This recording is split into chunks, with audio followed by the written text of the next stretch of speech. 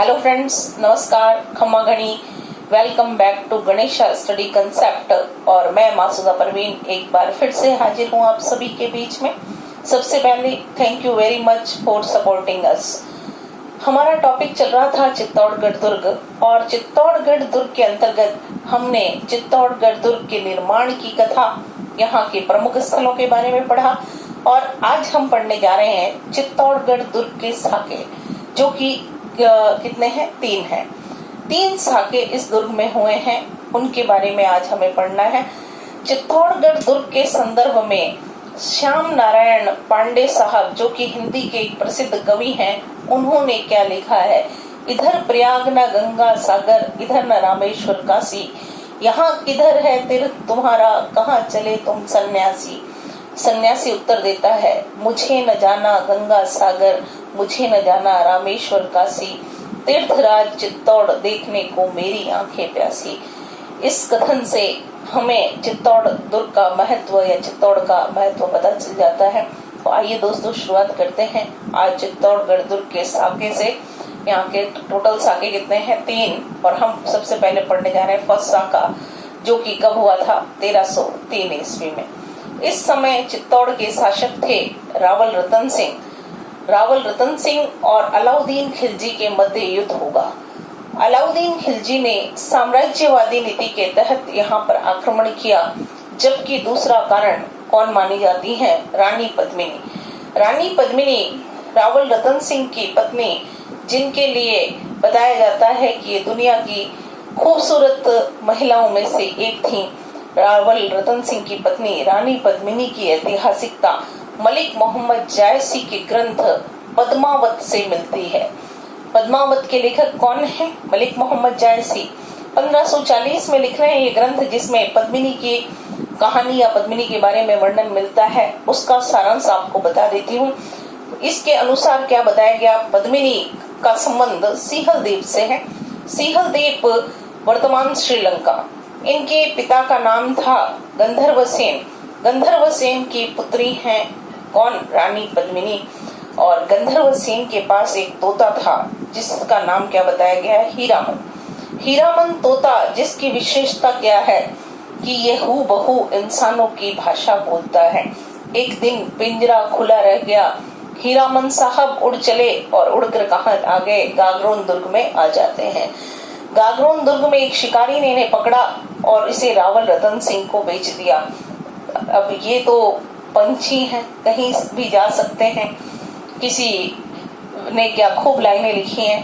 पंछी नदियां पवन के झोंके, कोई सरहद ना इन्हें रोके, सरहदें सिर्फ इंसानों के लिए है। हमारे लिए है कि हम हिंदुस्तान में हैं, वो पाकिस्तान में। पक्षियों के लिए कोई लिमिटेशन नहीं, वो कहीं भी आ जा सकते हैं।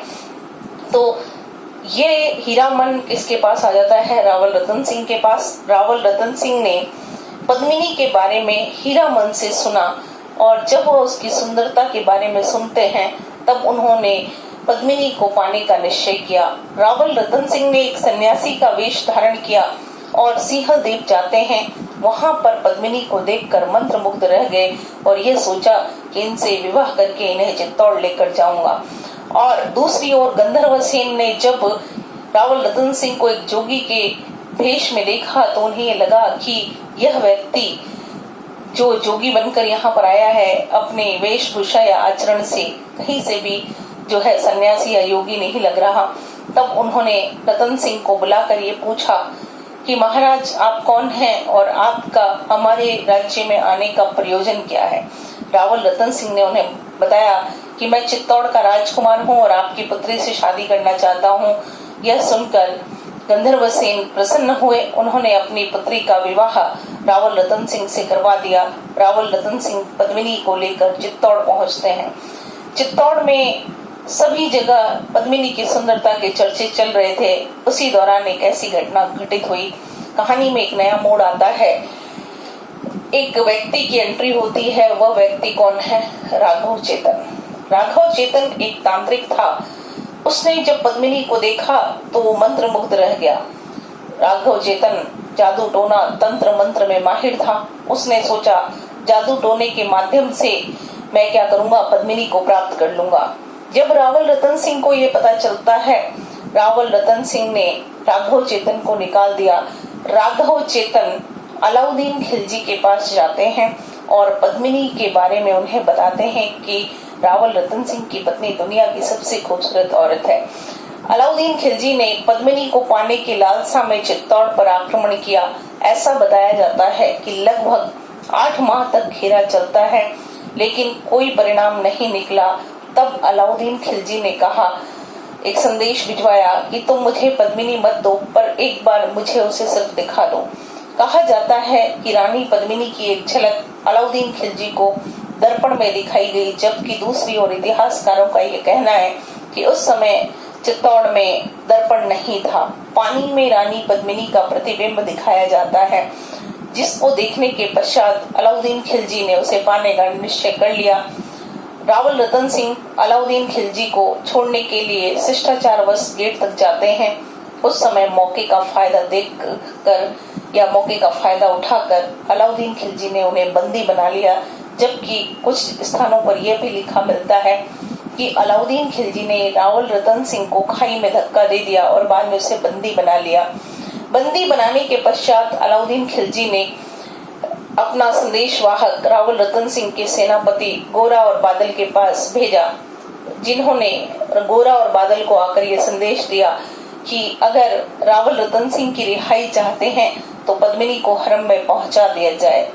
गोरा और बादल ने आपस में बातचीत की और यह परिणाम निकाला कि रतन सिंह को छुड़ाना भी जरूरी है और पद्मिनी को भेजना भी गलत है। फिर भी उन्होंने एक योजना बनाई और ये कहा कि जाइए, सुल्तान को ये कह दीजिएगा कि रानी पद्मिनी अपनी सहेलियों और दासियों के साथ वहां पर पहुंच जाएंगी।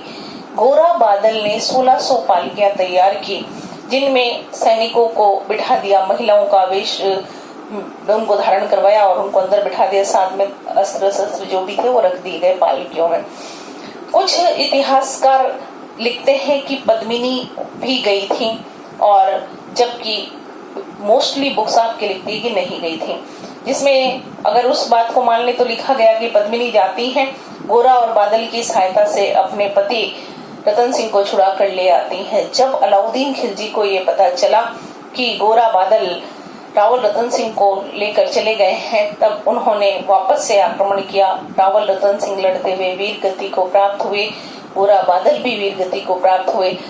तो केसरिया किसके नेतृत्व में होता है दोस्तों? केसरिया होता है रावल रतन सिंह के नेतृत्व में। माता पद्मिनी के नेतृत्व में जौहर होता है। 1600 महिलाओं ने जौहर किया। इस युद्ध में अमीर खुसरो उपस्थित था। उसने इस युद्ध का वर्णन लिखा है। अमीर खुसरो ने तारीख अलाई के अंतर्गत चित्तौड़ का नाम बदल दिया गया। चित्तौड़ का नाम बदलकर क्या रख दिया गया? खिजराबाद रखा गया। खिजराबाद ही क्यों रखा गया? तो ये ध्यान रखिएगा, अलाउद्दीन खिलजी का पुत्र था जिसका नाम था खिज्र खान। खिज्र खान को यहाँ का प्रशासक बनाया जाता है और इसी के नाम पर चित्तौड़ का नाम क्या रख दिया गया? खिजराबाद रख दिया गया। इस प्रकार चित्तौड़ दुर्ग का पहला साका संपन्न हुआ, जिसमें केसरिया कर रहे हैं रावल रतन सिंह, जौहर कर रही है माता पद्मिनी। कितनी महिलाओं ने किया? 1600 महिलाओं ने जौहर किया। ये पहला आपके साका था। अब हम पढ़ेंगे दूसरे साके के बारे में। सेकंड साका, जिसके लिए समय लिखा हुआ है 1534-35, अर्थात युद्ध 34 में होगा और समाप्त यहाँ शुरू होगा और यहाँ पे समाप्त होगा, यानी साका कब होगा? 35 में होगा।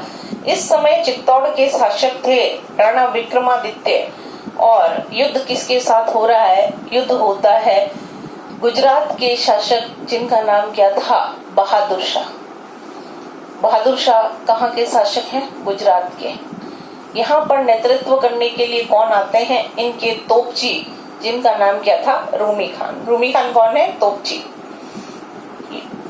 देखिए, गुजरात के बहादुर शाह ने जब यहाँ पर आक्रमण किया, विक्रमादित्य की माता हाड़ी रानी कर्मावती, जो कि राणा सांगा की पत्नी है, कर्मावती ने हुमायूं से मदद मांगी। उन्होंने हुमायूं को राखी भेजी, किंतु हुमायूं उनकी सहायता के लिए नहीं पहुंच पाए। तब जाकर हाड़ी रानी कर्मावती ने अपने पुत्र विक्रमादित्य और उदय सिंह को उनके ननिहाल बूंदी भेज दिया और देवलिया प्रतापगढ़ से रावत बाग सिंह को बुलाया जाता है। रावत बाग सिंह युद्ध का नेतृत्व करेंगे, लड़ते हुए वीर गति को प्राप्त हुए। रावत बाग सिंह के नेतृत्व में क्या होता है दोस्तों, केसरिया, जबकि माता हाड़ी रानी कर्मावती के नेतृत्व में जौहर होता है। 3000 महिलाओं ने जौहर किया। इतिहास का सबसे बड़ा जौहर यही है। इसका वर्णन लिखते हैं वीर विनोद पुस्तक के लेखक श्यामल दास जी। रावत बाग सिंह का स्मारक अपन ने पढ़ लिया है, चित्तौड़गढ़ दुर्ग में है।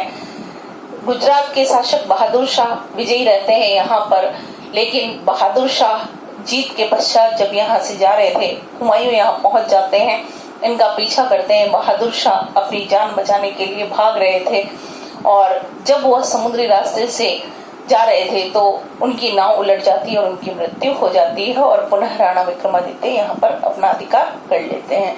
ये था आपके दूसरा साका। अब हम पढ़ेंगे तीसरे साके के बारे में। कौन सा साका है? थर्ड साका। तीसरा साका आपके होता है 1567 में युद्ध शुरू होगा, 68 में समाप्त होगा। इस समय थे शासक राणा उदय सिंह और इनके समकालीन मुगल बादशाह थे अकबर। अकबर ने अपनी साम्राज्यवादी नीति के तहत यहाँ पर आक्रमण किया और इस युद्ध का परिणाम आपको बताइए दोस्तों, अकबर की विजय होती है। राणा उदय सिंह के लिए कर्नल टॉड ने लिखा है, कितना अच्छा होता कि मेवाड़ के इतिहास में राणा उदय सिंह का नाम नहीं होता। राणा सांगा और प्रताप के मध्य तो बिल्कुल भी नहीं होना चाहिए, क्योंकि इनके पिता जितने बहादुर थे राणा सांगा और उतने ही बहादुर इनके बेटे महाराणा प्रताप भी थे। उस बीच में ये नाम अच्छा नहीं लगता। राणा उदय सिंह जो है युद्ध का नेतृत्व नहीं करेंगे। ये किले का भार जयमल राठौड़ और पत्ता सिसोदिया को सौंप कर चले जाते हैं। किसको सौंप दिया दोस्तों? जयमल राठौड़ और पत्ता सिसोदिया को, और खुद क्या करते हैं, पहाड़ियों में चले जाते हैं। इस युद्ध में लोक देवता वीर कल्लाजी राठौड़ साहब भी उपस्थित है। कल्लाजी राठौड़ साहब को डिटेल से पढ़ाऊंगी, जब आपको लोक देवता पढ़ाऊंगी तब। 4 हाथों वाले देवता के नाम से जाने जाते हैं। जयमल जी के भतीजे हैं और मीराबाई के भी क्या है, भतीजे हैं। बताया गया कि जयमल और पत्ता बहुत ही बहादुरी से लड़ रहे थे। अकबर ने अपनी जिंदगी में 23 सैन्य अभियान किए, उसे कहीं भी इतनी जनधन की हानि नहीं हुई जितनी उसको यहाँ पर होती है। अगर इतिहास के जो पन्नों को देखा जाए तो उसमें लिखा गया है कि अकबर का प्रतिदिन का नित्य कर्म था कि वो क्या करता था, बारूद से चित्तौड़ दुर्ग के परकोटे को उड़ाता था थोड़ा थोड़ा करके, लेकिन अगले दिन वो दीवार वापस से बनी हुई दिखाई देती है। एक दिन अकबर युद्ध विराम के पश्चात रात्रि के समय देखते हैं कि आखिरकार ये दीवार बनती कैसे है। तो उन्होंने क्या देखा कि जयमल अपने साथियों के साथ दीवार जो है बना रहे थे। अकबर के क्रोध का कोई ठिकाना नहीं रहा। अकबर ने गुस्से में अपनी बंदूक उठाई। इनकी बंदूक का नाम क्या है? संग्राम। संग्राम क्या है दोस्तों? बंदूक उठाई और निशाना साध दिया। गोली जाकर जयमल की जांघ में लगती है। जयमल घायल हो गए। उनके साथी उनको उठाकर लाते हैं।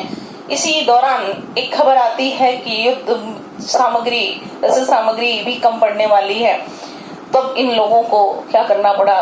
केसरिया की घोषणा करना पड़ा कि अब वो समय आ गया है, अब क्या करने हैं, किले के गेट खोल देने चाहिए और बाहर जाकर लड़ना चाहिए। युद्ध में लड़ते हुए वीर गति को प्राप्त हुए जयमल राठौड़ साहब, पत्ता सिसोदिया, कल्ला जी की भी मृत्यु हो जाती है, उनका सिर कट जाता है। तो केसरिया किसके नेतृत्व में हो रहा है? जयमल और पत्ता के नेतृत्व में। तो दोस्तों क्या होता है केसरिया? पत्ता की पत्नी का नाम था फूल कंवर। माता फूल कंवर के नेतृत्व में क्या होगा? जौहर होता है। यह जो है चित्तौड़गढ़ दुर्ग का तीसरा साका था दोस्तों। अकबर इतने गुस्से में थे कि उन्होंने क्या कर दिया?